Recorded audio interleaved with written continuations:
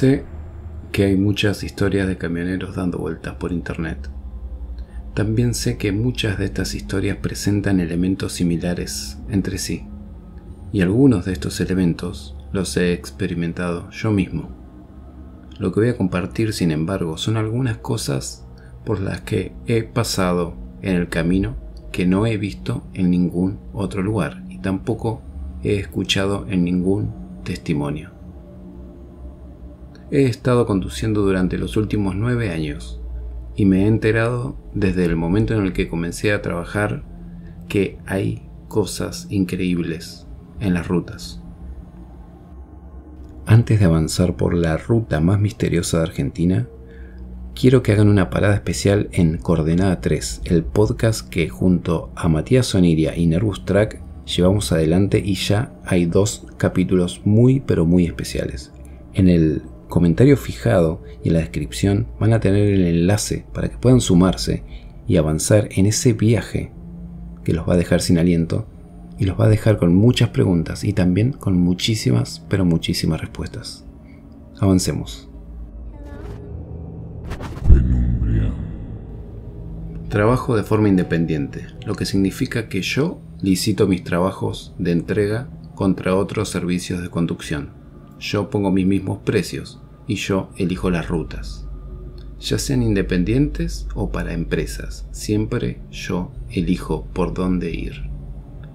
No estoy casado y no tengo hijos, así que conducir por el país es ideal para mí. Hacerlo de forma independiente me permite elegir a dónde, cuándo y con quién voy. Pero la mayoría de las veces estoy solo. Conducir de esta manera por la noche en la carretera vacía puede resultar un poco inquietante, a pesar de escuchar películas, programas de televisión y música de todo tipo. El hecho de conducir durante horas sin ver a una persona es complicado.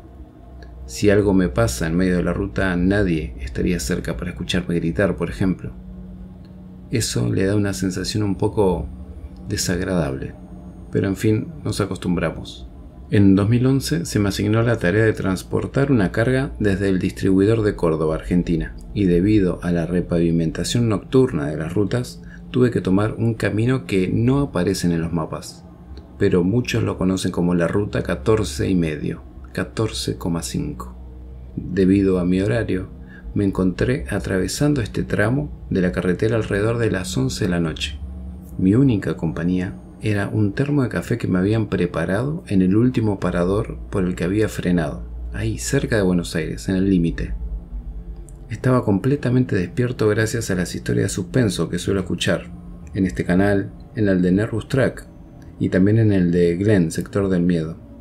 Así que decidí seguir adelante, acompañado por las voces de las otras personas. Estaba a unos 30 kilómetros de la próxima ciudad y estaba escuchando atento una historia mientras conducía a través de la oscuridad. De repente todos los componentes electrónicos del tablero parpadearon. La pantalla del portátil se volvió negra por un momento, al igual que las luces, tanto de frente como la de los laterales del camión. Después de unos segundos, todo volvía a estar bien, aunque estaba un poco preocupado porque las luces del camión eran las únicas que me ayudaban a seguir. Sin ellas no podría ver a 2 metros hacia adelante ni hacia ninguna dirección. Seguí conduciendo unos cuantos kilómetros y todo parpadeó unas cuantas veces más.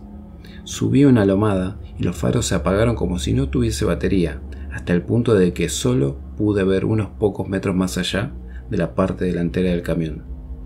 Cuando llegué a lo más alto de la lomada, las luces se encendieron de repente. El problema era que ahora iluminaban más, todas. Para decirlo de otra manera, las luces del interior del camión estaban encendidas a un 110%, un 110 de potencia. Las luces naranjas, que estaban ubicadas al costado, brillaban intensamente en la oscuridad que me rodeaba. Y el volumen de lo que estaba escuchando subió a tal punto que casi me ensordece cuando el camión se apagó. De repente. Me detuve rodando en la parte inferior de la lomada y pasé un tiempo tratando de solucionar el problema, o por lo menos tratando de ubicarlo, pero finalmente me encontré incapaz de volver a arrancar el camión.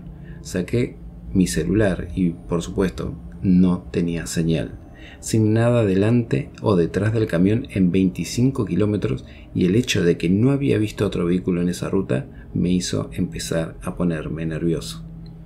Decidí que lo único que realmente podía hacer era llamar la atención de alguien que estuviera cerca.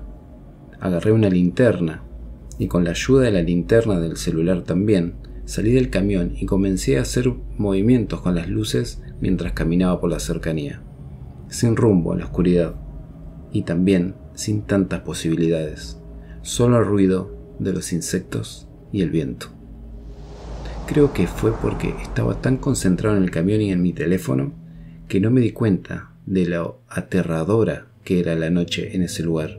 Las estrellas no eran muy brillantes y la luna descansaba cómodamente detrás de los árboles en la distancia. Me traté de quedar cerca del camión, pero deambulé un poco en busca de señal. En ese trayecto alumbré con la linterna y vi una pequeña montaña un poco más alta en el lado opuesto de la ruta. Justo cuando iba a subir, vi una luz a lo lejos, el inconfundible resplandor de las ópticas de un vehículo. Ahí pude respirar aliviado. Luego miré el teléfono y luego volví a subir a la lomada. En ese momento las luces estaban un poco más cerca de lo que pensaba, demasiado cerca, para que eso fuera un auto, un vehículo. Luego las luces parpadearon y desaparecieron. Y en ese mismo momento fue cuando los sonidos a mi alrededor desaparecieron. El mundo, por lo menos en ese lugar, por lo menos mi mundo en ese momento, se quedó en silencio.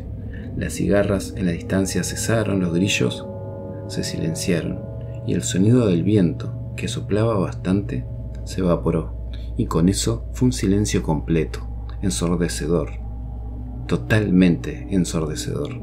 Estaba tan silencioso que me desorientaba.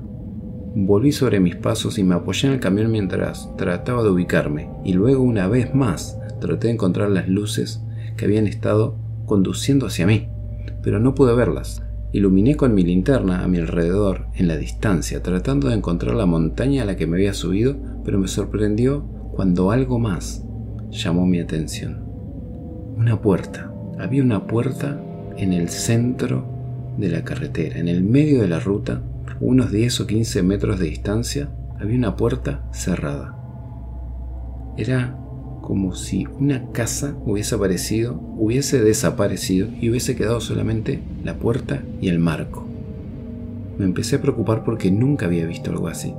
Intrigado me acerqué. Estaba con el marco. Tenía un picaporte y todo. A medida que me acercaba, sentí que me invadía una abrumadora ola de ansiedad. Si antes estaba ansioso, mientras iba avanzando, era cada vez peor. No estaba asustado, Necesitaba ver qué pasaba. Estaba nervioso, ansioso. No sabía lo que me estaba pasando. No podía oír nada, recuerden. El sonido había desaparecido. Y el coche que se había acercado no era un coche claramente. O no había ido hacia mi dirección, pero era imposible que haya desaparecido si no lo hubiese visto. Y lo más loco, lo más trágico, por así decirlo, es que había una puerta en la mitad de la ruta, parada sobre la línea punteada de la ruta, literalmente en el medio de la nada, y yo tampoco entendía nada. Llegué a la puerta y la rodeé. Y era solo eso, había una puerta y nada más, libre en el medio de un enorme campo abierto de pasto y ruta. Ahora que estaba más cerca, podía ver que había un diseño particular. Tenía flores pintadas, para ser más precisos, con colores pasteles claros. Incluso en el marco había varias marcas, justamente al metro 10 con el nombre Juan y al metro 17 con el nombre María, y estaban marcadas con la punta de lo que parecía ser algo filoso, como si fuese un punzón o como si fuese un cuchillo. Claramente Juan y María habían crecido en esa puerta, en la casa que abrazaba esa puerta. Mientras inspeccionaba esto, mi sentido del oído regresó y me golpeó como una tormenta. Los sonidos sonaban como si mi cabeza estuviera adentro de un parlante. Los sonidos de los insectos casi me pusieron de rodillas antes de que volvieran a los niveles normales. Todo era amplificado a un pico y después volvía. Apenas había tenido la oportunidad de reconocerme cuando vi el movimiento cerca de la parte delantera del camión. Había alguien ahí. Alguien se había escabullido a un lado del camión. Apunté con mi luz en un movimiento involuntario y vi que parecía una persona que se movía a un lado del camión. Una persona vestida con lo que parecía ropa metálica porque la luz se reflejó y volvió. Le grité y corrí hacia el camión y doblé la parte trasera para ubicarlo. Sin embargo, sucedió lo mismo. Al doblar, también lo hizo quien quiera que sea eso, quien quiera que sea esa persona. En lugar de perseguirlo, me moví en dirección opuesta y traté de encontrarme con él o con eso al otro lado del camión, pero cuando lo hice, no había nadie. No podía oír pasos, ni nada. Era como si hubiese imaginado a alguien ahí. Solo que sabía que no lo había hecho. Yo sabía que había alguien. Decidí mirar por debajo del camión para ver si podía ver los pies de quien quiera que fuera. Me agaché, bajé todo lo que necesitaba para ver debajo del remolque, alumbré con mi linterna y por supuesto, no había nadie. Pero en ese momento sentí que alguien me estaba mirando a mí. Estuve a punto de girarme. Yo les juro que lo sentía. La sensación es inconfundible cuando sentís que te están mirando y más aún cuando te están mirando de verdad. Me levanté lentamente y me estremecí cuando finalmente me puse de pie y me giré. Pero no había nadie. Cuando me quise dar cuenta de que había dejado la puerta en el medio de la ruta, me giré y tampoco estaba ahí. No sé si fue por el miedo o qué, pero estaba bastante mareado. Estaba de pie junto al camión, solo. Ahí pude volver a oír los sonidos normales de todo, tanto de los grillos como del viento. Pero de ningún paso, salvo los míos. Las luces naranjas del costado del camión volvieron a encenderse, al igual que los faros delanteros que marcaban la ruta que debía seguir. Caminé despacio hacia el lado del conductor y me subí, cerrando la puerta lo más despacio posible como si alguien me escuchara que me iba a ir. Intenté arrancar el camión y me sentí aliviado. El motor, a la primera vuelta, arrancó. No lo pensé dos veces y avancé por esa ruta 14,5, por esa ruta 14,5. Mientras seguía mi trayecto, tuve un trago más de café y no me pude sacar de la cabeza que hubiese pasado si entraba por esa puerta. Si atinaba a bajar el picaporte y entrar ahí, o por lo menos no entrar, sino a ver qué había ahí, si es que en realidad había estado eso en el medio de la ruta. A lo lejos vi parado a un costado de la ruta algo que brillaba, algo plateado. De inmediato pensé que era el hombre de la campera brillosa que había visto antes y sentí el peor miedo de mi vida. Le hice varias señas de luces para devolverme solamente el destello de mi luz contra su ropa. Desaceleré un poco a poco y me fui acercando hasta darme cuenta de que era una señal nueva de tránsito, refractaria. Me reí y las pasé y aceleré. Cuando volví a agarrar el termo, me quedé mirándolo fijo y no tomé. Dudé en ese mismo momento de lo que me habían vendido en el parador a la orilla de Buenos Aires. Bajé la ventanilla y tiré todo el contenido que quedaba.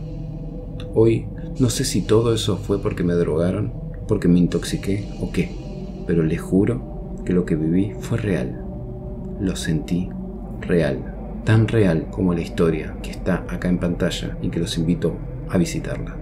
Los invito a verla y también los invito a que nos veamos en el camino.